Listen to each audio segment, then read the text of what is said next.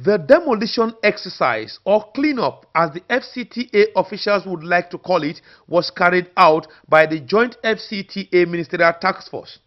Thursday operation took place in Apo as the team worked to clear road corridors and shoulders. The task force was protected by heavily armed soldiers, police personnel, and men of the National Security and Civil Defense Corps (NSCDC). Containers and makeshift shops were the first to play host to the bulldozers, whose operators appear to be in high spirit.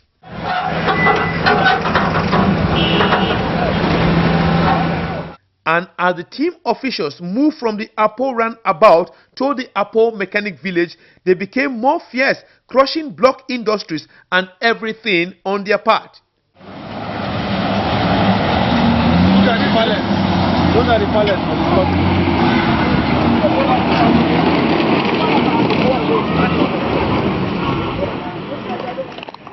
Stone dust and gravels that could not be demolished were leveled, leaving the owners of the industries more helpless.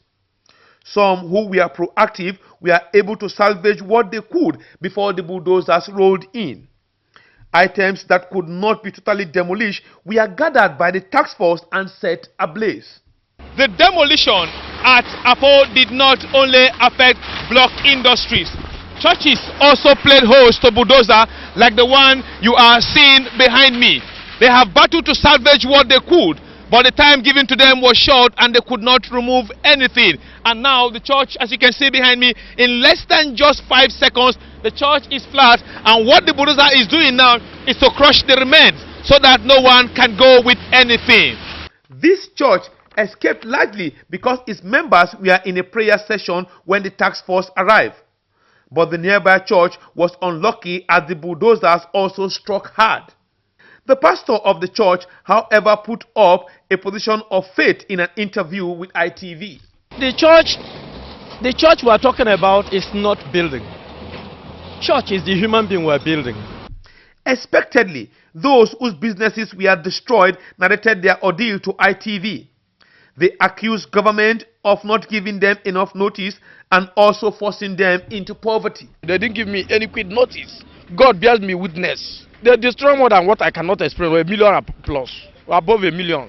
All my property, all my blocks is destroyed. My container is worth 350. Destroyed everything. But this is not fair. The government has just come to destroy everything. Even people are, even yesterday, are not even happy. Even my own table, my neighbors, they burn everything. They even let that old man to even take one single thing there. They just burn everything. That man was crying like a child. I'm feeling so sad. It's not good. What they're doing is not good. If they want to clean the place or they want to do the road, immediately they clear the road. Let them start doing the road. No notice was served. Nothing. Nobody gave us notice. I wonder what's happening in this country. I'm a graduate, I don't have a job.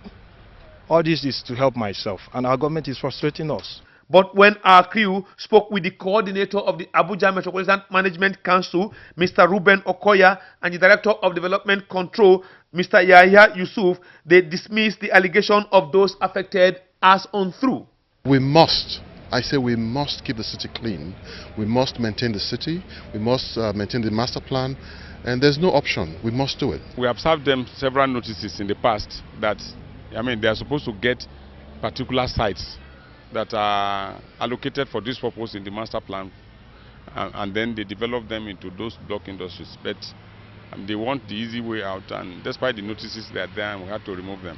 Director of the Abuja Environmental Protection Board, Aishatu Adebayo, and FCTA Director of Social Welfare also spoke on the exercise. We are going to sustain it, and that is why we are meeting again, because when the place is cleaned and it's not engaged, the tendency is there for it to revert. The whole idea is to get all the shanty buildings and towns off the way, to clean all the refuse around. Starting the demolition or cleanup exercise is one thing, and sustaining it is also another.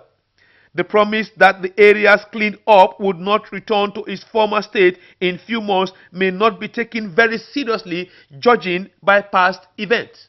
The bulldozer, as you can see behind me, is still on rampage, this time pulling down a restaurant. The fundamental fact here is those affected are crying that government is not helping them. while government for its part is still insisting that it must maintain the Abuja master plan. No matter which side of the divide one may stand, the obvious thing here is government must do something to relocate these persons so as to keep them in business. From the Apo area of the FCT, I am Ikaro Ata, ITV News, Abuja.